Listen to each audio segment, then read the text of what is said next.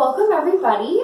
This is going to be the first of many Topic Tuesdays. Today our topic will be the importance of first impressions when listing your home.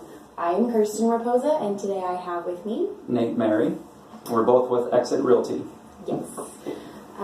So you just had an interesting experience this morning that kind of will help us lead into this topic, and one of the things is accessibility to the home. I did. So we're in St. Louis, and today it's the middle of January, and it snowed over the weekend, like, 7 or 8 inches. We should really turn around the camera and show it, but there's a ton of snow on the ground. Yes. So I showed 4 houses, and a couple of them we pulled up, and they haven't shoveled anything. So you can barely park in the street, let alone pull in the driveway. And then when you do, you're walking through, and not boots. If you have work shoes on or whatever, the couple I was with, were having trouble even getting up to the house. Well, and it snowed and then rained and then snowed again. So it's this weird Some of it's sludge, melting a little bit. So you have crunchy mush. 8 inches of snow, and then maybe the neighbors shoveled and you have a big pile of snow, and then some of it melted. You're walking through mud and everything else. So it's just difficult before you even walk into the house. Yes. You already have a bad experience from the get. Which is obviously not good. No, not really. You have, on average, about how long to make an impression on a buyer? Obviously it would vary based off the size of the house, the type of buyer you're showing. On average, starting off on a bad note is a bad precedent. You pull up, they're pissy already, and then you go in, and then could shorten the time frame you have on exactly. And they're in a hurry. We had today, actually, I said 4. We actually had 5 showings, so we're trying to sneak in one at the end there. So if they pull up and it's a bad impression from the get-go, they're going to cut it even that much shorter. Yes. That's what you don't want. Right.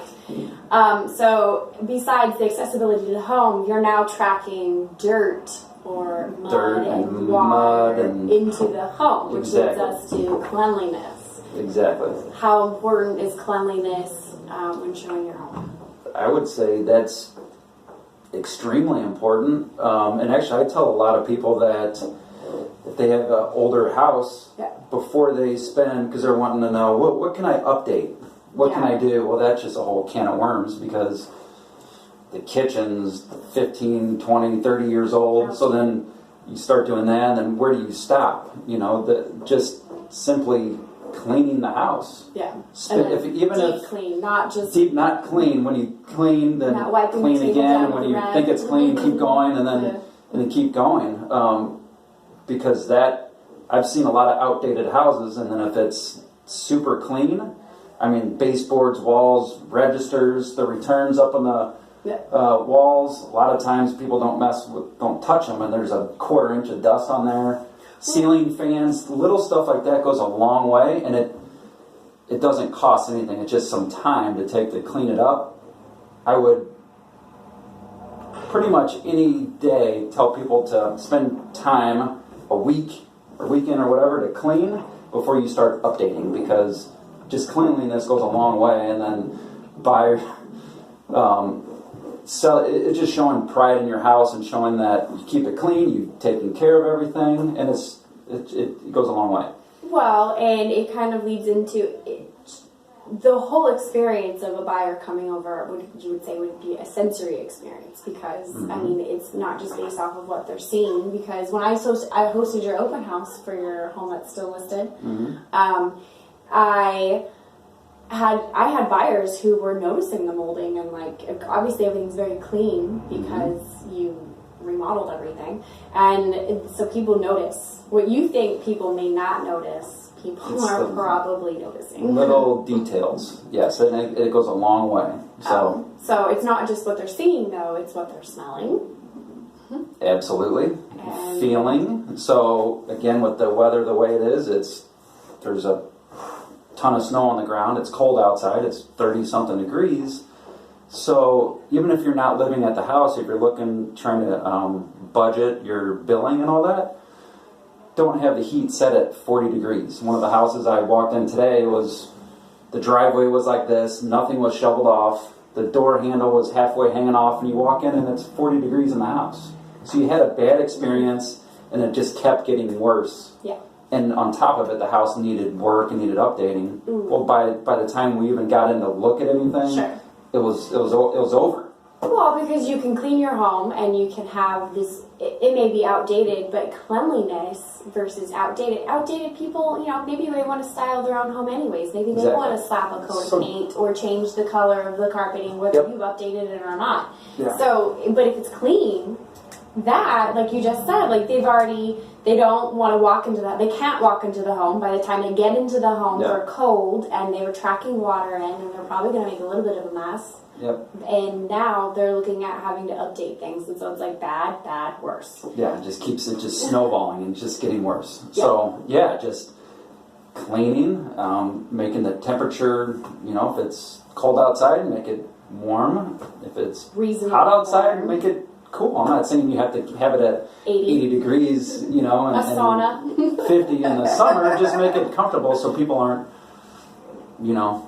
Well, and then they can hear if things are working accurately too, because that's part of the sensory experience. Like it's creating that atmosphere of feeling, where if they feel comfortable walking in, and then they can hear that things aren't rattling and they're working properly, and your refrigerator isn't running constantly. And if there's a problem, like you said, if something's when the AC kicks on or whatever, if you're hearing stuff go on, noise. Have it looked at, because so it operates right, and just so it's not those unpleasant sounds. Even if something's maybe not necessarily wrong, it just your door is creaking, and the floor is creaking, or whatever. There's ways to just address that, and it's going to make it that much better. So if you were to summarize what we just talked about into 3 sentences, what do you feel are some of the most important things of the first impression when listing your home? Clean up, curb appeal. Curb appeal. Clean up outside. If there's snow outside, shovel your driveway and your walkway leading up to the house. If it's in the fall, leaves. Blow the leaves out of the way. Just make it accessible. Put them in your neighbor's yard. And then clean. When you think it's clean, clean more. Yeah. Every square inch, because that is going to bring. It doesn't take much money to do that. No, well, and you're going to get a return on it. You don't necessarily have to go and remodel everything. Just clean it, make it super clean, and that's going to pay off huge. And then, like you said, the smell. If you have pets, a lot of people are allergic to pets. Some people have smaller houses. They have 2, 3, 4 dogs and cats. So a lot of people, what do? They spray a bunch of crap, and then they plug in, those plugins everywhere.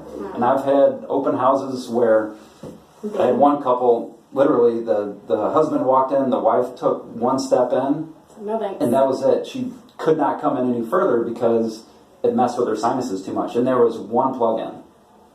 Yeah. About 30 feet away from the front door. So the smell is obviously, you don't want to just mask what stinks. You want, correct. You want it to, don't cover it up. Clean it. You don't want to overpoweringly have this pervading smell that you're like, but you also at the same time don't want it bad, because I have a sensitive nose, and when I walk in, I don't want to smell the cat, but I also don't want to smell. You have to appeal to the masses. If you have pets, obviously you have pets. Like there's no way around it. It's fine. But if you can get rid of them during showings, or if it's supposed to be bad outside, and you have a family member or a friend that can take your dog for that weekend or whatever, do that. I think that would exactly, instead of having them in the basement barking away, and then there you go with your... Which again creates the atmosphere and feel of the home. Exactly. Yep. So just try to make it overall as pleasant as possible for as many people as possible. Well, I am glad you were here with me today. I really appreciate spending time with me out of your busy schedule. Absolutely. But that would be the end of our Topic Tuesday and the importance of first impressions on showing your home. Thank you for coming, and hopefully we'll see you next week.